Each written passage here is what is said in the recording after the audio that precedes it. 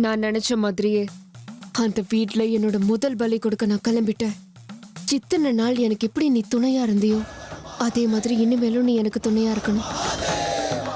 என்னையே பயமுறுத்துற? நான் யாருன்னு முதல்ல தெரியுமா உனக்கு? மரியாதையா பேசு. இந்த கானிஷ்கனையே எதிர்த்து பேசுறியா? நான் யாருன்னு உனக்கு தெரியுமா?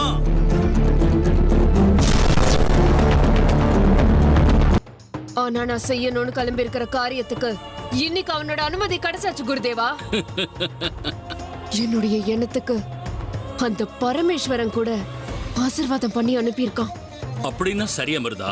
அப்புறம் எதுக்கு உனக்கு கோபம், ஆவேசம், சந்தேகம் எல்லாம்? விடுறதுக்காக நான் உன்னை பிடிக்கலடா. உன்னை இன்னைக்கு நான் பரலோகத்துக்கு அனுப்பலனா என்னுடைய நாகமணி தேர்தல் வேட்டைக்கு பிரச்சனை ஆயிடும். நீ சாகணும்.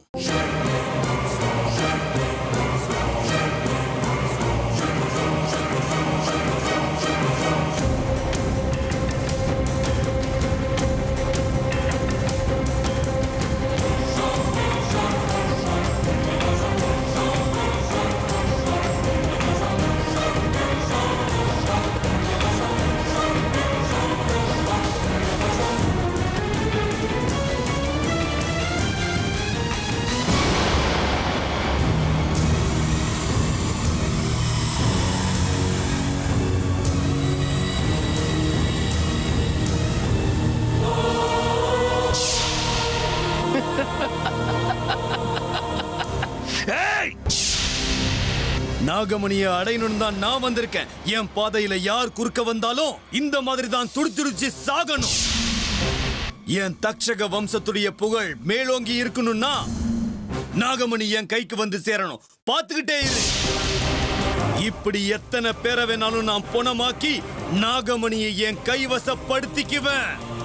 பார்த்துக்கிட்டே இரு. ஜெய் தக்ஷகா.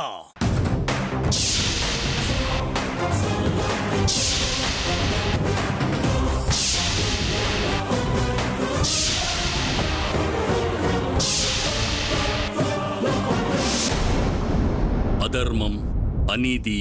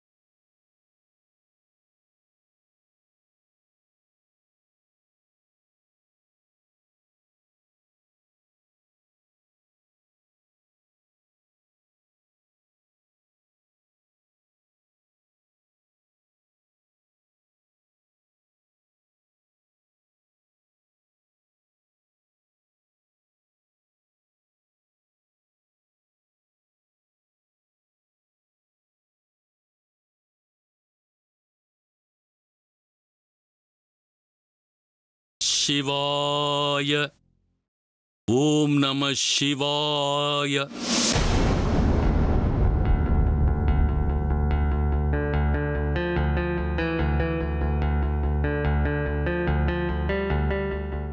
என்னது வீடே காலியா இருக்கு? எல்லாரும் எங்க போயிட்டாங்க?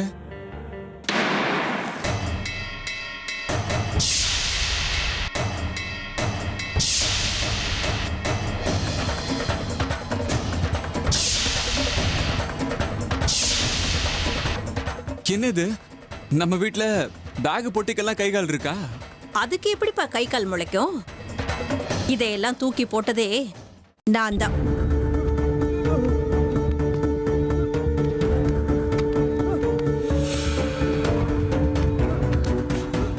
எதுக்கு அத்தை? வேற எதுக்கு? நீங்க 2 பேரும் இந்த வீட்டை விட்டு ஒளிஞ்சு போறதுக்கு தான். இது கூடவா இன்னும் புரியல? நீங்க என்ன சொல்றீங்க அண்ணி? நாங்க 2 பேரும் வீட்டை விட்டு வெளியே போகணுமா? அதான் ஏன்னு கேக்குறேன். பாட்டி, நீங்களாவது சொல்லுங்க, என்ன இதெல்லாம்? சொல்றதுக்கும் கேட்கறதுக்கும் நான் யாரு? இப்பெல்லாம் இந்த வீட்ல உன் அம்மாவோட ராஜ்யம் தான் நடக்குது. அவளையே கேளு, தெளிவா சொல்லுவா. அத்தை, இப்ப என்ன ஆயிப்போச்சுன்னு எங்களை வெளியே போக சொல்றீங்க? இன்னும் என்னம்மா ஆகணும்? இப்ப ஆன வரைக்கும் போதும். எனக்கு உங்ககிட்ட அதிகமா பேச விருப்பம் இல்ல. வாயை மூடிக்கிட்டு 2 பேரும் வீட்டை விட்டு வெளியில போங்க, அவ்வளவுதான். அம்மா ப்ளீஸ், காரணம் சொல்லாம விளையாடாதீங்கம்மா. விஷயம் என்னன்னு புரியுற மாதிரி சொல்லுங்க. எனக்கு ஒண்ணுமே புரிய மாட்டேங்குது. நீங்க செஞ்ச காரியத்துக்கு காரணம் ஒரு கேடு. முதல்ல நீங்க வீட்டை விட்டு வெளியே போங்க.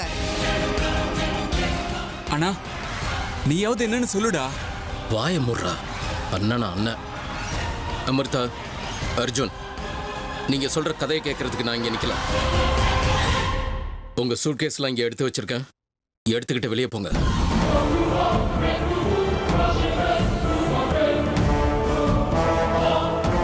மாமா, நாங்க என்ன தப்பு பண்ணிட்டோன்னு எல்லாரும் இப்படி கோவப்படுறீங்க?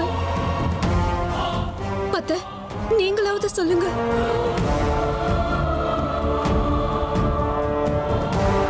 இந்த வீட்டை விட்டு போற அளவுக்கு நாங்க என்ன தப்பு பண்ணோம்? நடக்க வேண்டியது இன்னும் நடக்கல. அதுக்கு தான் 2 பேரையும் வீட்டை விட்டு நாங்க துரத்துறோம்.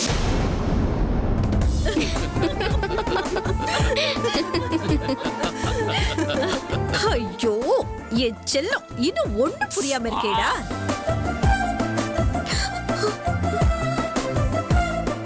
இன்னைக்கு உனக்கு சாந்தி முகூர்த்தம்டா.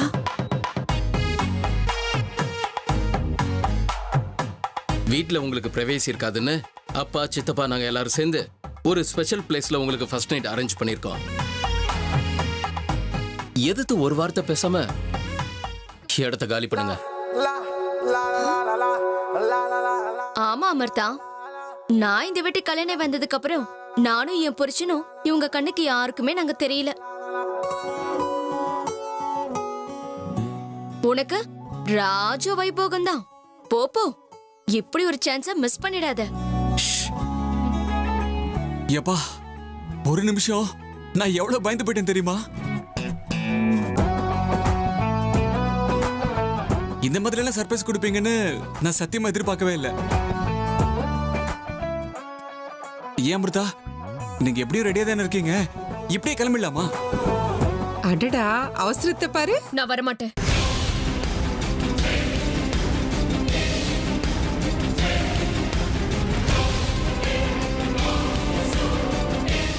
அமிர்தா, என்னம்மா திடீர்னு இப்படி சொல்ற? நான் எங்கேயும் போக மாட்டேன், அவ்வளவுதான் அத்தை. எனக்கு இதெல்லாம் சுத்தமா பிடிக்காது.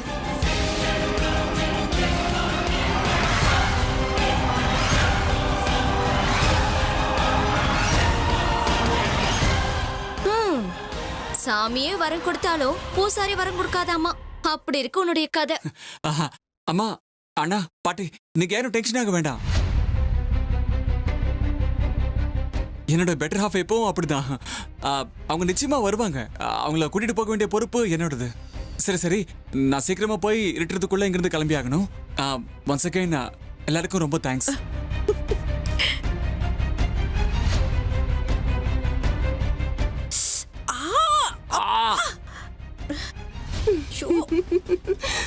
நம்ம அர்ஜுனுக்கு எவ்வளவு அவசரம் பாத்தீங்களா? விட்டா போதும்னு ஓடுறான் பொண்டாட்டி பின்னாடி. டேய், ஜாக்கிரதையா போடா.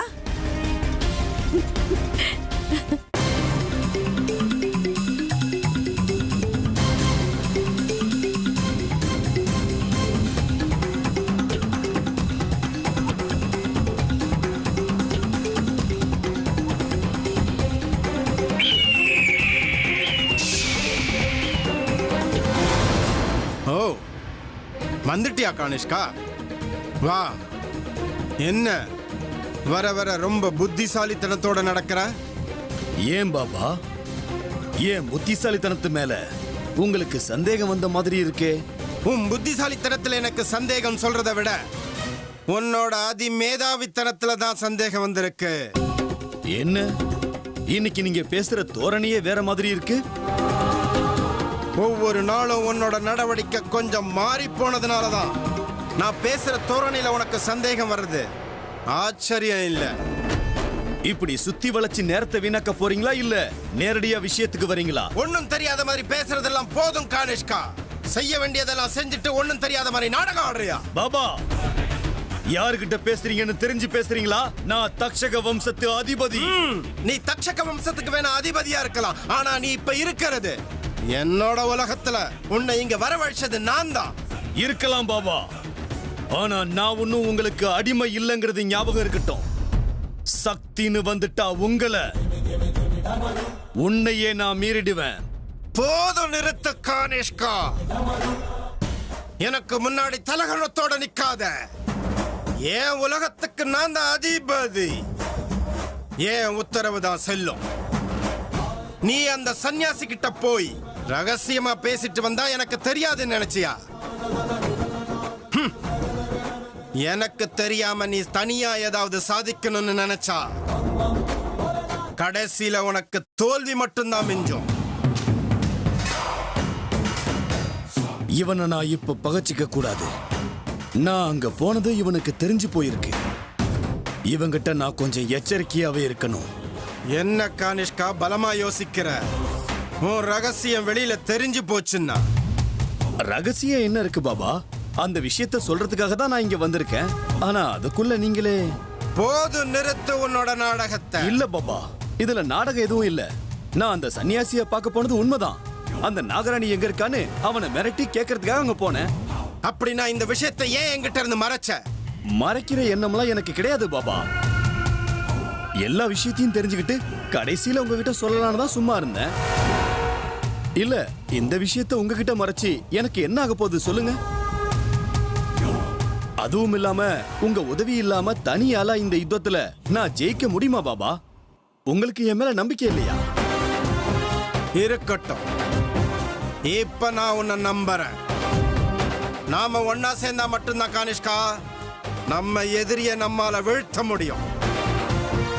ஒரு விஷயத்தை மட்டும் ஞாபகத்துல வச்சுக்கோ. நீ தப்பி தவறி எனக்கு தெரியாம ஒரு அடி முன்னாடி வச்சேன்னு இந்த பைரவனுக்கு தெரிஞ்சா அதுக்கப்புறம் நடக்க போறதுக்கு நீதான் பொறுப்பு. இத நீ எச்சரிக்கையா கூட எடுத்துக்க. ஜெய் மகாகாளி.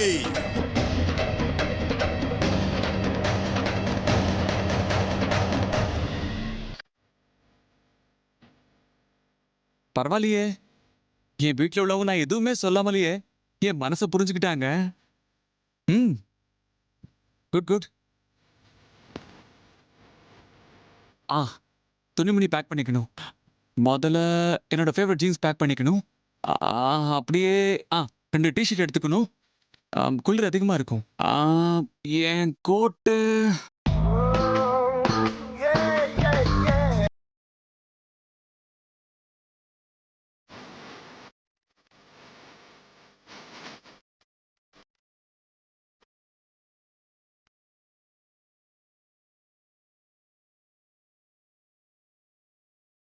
இவ்வளவுதான் துணியா? ஓ, என் ஃபேவரட் துணிமணி எல்லாம் ஆல்ரெடி பேக் பண்ணி வச்சுட்டாங்கல்ல. அப்படின்னா எனக்கு பேக்கிங் வேலை மிச்சம். நிம்மதியா கிளம்பலாம். எங்க பாருங்க, நான் இங்கேயும் வரமாட்டேன். எனக்கு இதெல்லாம் சுத்தமா பிடிக்காது. ஐயோ கடவுளே, நீங்க சொல்றத பார்த்தா நானே என்னமோ பிளான் போட்டு உங்களை கூட்டிட்டு போற மாதிரி இருக்கே. எனக்கு இந்த விஷயம் தெரியாதுங்க. உங்களோட விளக்கம் எனக்கு தேவையில்ல. நான் எங்கேயும் வரமாட்டேன், என்ன விடுங்க. ஏங்க, வீட்ல எல்லாரும் பாவங்க, நமக்காக ரொம்ப ஆசைப்பட்டு ரொமான்டிக்கா பிளான் பண்ணிருக்காங்க. வரமாட்டேன்னு சொன்னா எப்படிங்க? நீங்க வந்துதான் ஆகணும். இத்தனைக்கும் நம்ம என்ன கொலை பண்ண போறோமா இல்ல கொள்ளையடிக்க போறோமா? ஏதோ ஒரு நல்ல காரியம் செய்யறதுக்காக தானே போறோம். வாங்க, ஜாலியா இருக்கும். மாட்டேன். எனக்கு உங்க கூட வரதுக்கு விருப்பம் இல்ல. சரி விடுங்க, நீங்க வரலனா நானும் போல. இது இப்படியே வீட்டு எல்லார்கிட்டயும் சொல்லிடலாம். அந்த காரியத்தை நீங்களே பண்ணுங்க, என்னால முடியாது. இது என்னங்க கதையா இருக்கு? வரமாட்டேன்னு சொன்னது நீங்க, இதை நான் போய் எல்லார்கிட்டயும் சொல்லணுமா? தேவையில்ல. இந்த விஷயத்த பத்தி நான் வீட்ல யாருக்கிட்டயுமே பேச மாட்டேங்க. வேணும்னா நீங்களே போய் சொல்லிக்கோங்க. அவ்வளவுதானே? சரி, நானே போய் சொல்லிக்கிறேன். என்ன அமிர்தா இது? எங்க கிளம்பிட்ட? அது என்னடா துணியெல்லாம் எடுத்து பெட் மேல போட்டு இப்படி உட்கார்ந்திருக்க? என்னாச்சு? அது அம்மா, அது இதெல்லாம் எதுவும் கிடையாது. உங்களுக்கு டைம் வேஸ்ட் ஆக கூடாதுன்னு தான் 2 நாளைக்கு தேவையான துணிமணி எல்லாம் நானே எடுத்து பேக் பண்ணி வச்சேன். அமிர்தா, உன்னோட பேக்கையும் நானே ரெடி பண்ணி வச்சுட்டேன். சும்மா டைம் வேஸ்ட் பண்ணாம 2 பேரும் கிளம்புங்க. அம்மா, 2 பேரையும் கிளப்புற வேலையை என்கிட்ட விட்டுருக்கேன். பாட்டி உங்களை கீழே கூப்பிட்டாங்க. சரி அர்ஜுன், அமிர்தா சீக்கிரமா கிளம்பி போகணும், புரிஞ்சுதா?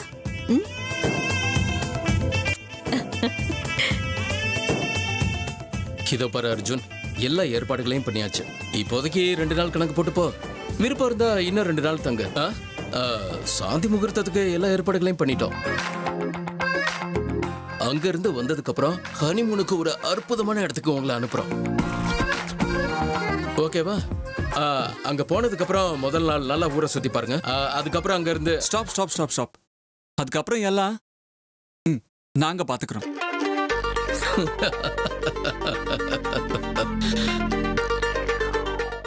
அர்ஜுன், உங்ககிட்ட கொஞ்சம் தனியா பேசணும். கொஞ்சம் வெளியில வரியா? அமிர்தா, நீ சீக்கிரம் ரெடி ஆயிடு. ஏன்னா ஏதாவது டிப்ஸ் கொடுக்க போறியா? ஆமாண்டா, அப்படியே வச்சுக்கோ. வா. ஏன் மூஞ்சி ஏன் பாக்குறீங்க? சீக்கிரமா ரெடி ஆயிடுங்க.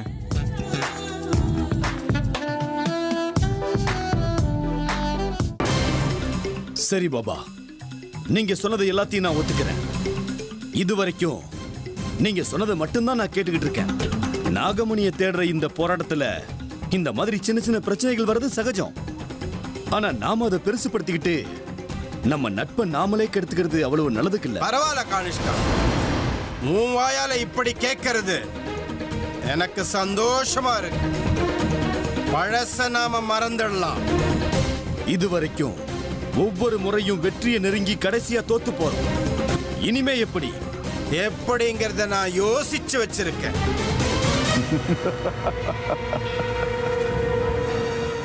வா உட்கார்.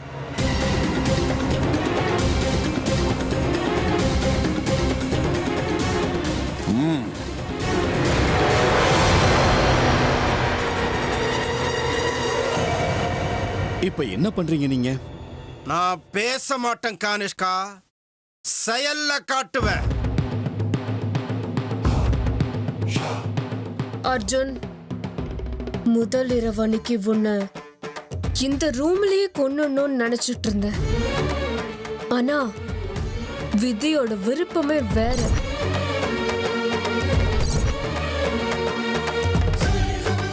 உன்னை வெளியில கூட்டிட்டு போய் தான் சாகடிக்கணும்னு அந்த விதி உன் தலையில எழுதியிருந்தா அதை விட சந்தோஷமான விஷயம் எனக்கு வேற என்ன இருக்கு?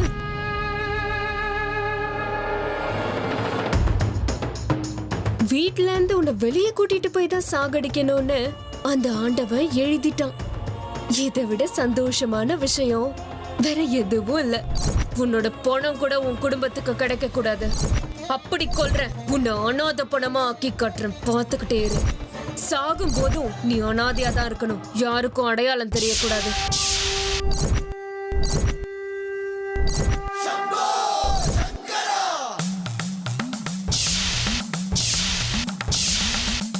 நீ கட்டின இந்த தாலி தான் உனக்கு யமனா மாற போகுது. உன்னை எப்படி கொல்ல போறேன்னு பார்த்துக்கிட்டு. நீ என் மேல எவ்வளவு அன்பு, பாசம், அக்கறை காட்டுற. ஆனா அதெல்லாம் என் கால் தூசுக்கு சமம்டா. உன் குடும்பத்துல உள்ளவங்க என் குடும்பத்தை எப்படி கோரமா சாகடிச்சாங்க. அதுக்கு உனக்கு என்ன தண்டனை கொடுத்தாலும் பத்தாது. என் சேஷாவை இப்படி துடிக்க வச்சு கொடூரமா கொன்னீங்க. அதை விட 2 மடங்கு கொடூரமா உன்னை துடிக்க துடிக்க சாகடிக்கிறேன், பார்த்துக்கிட்டே இரு.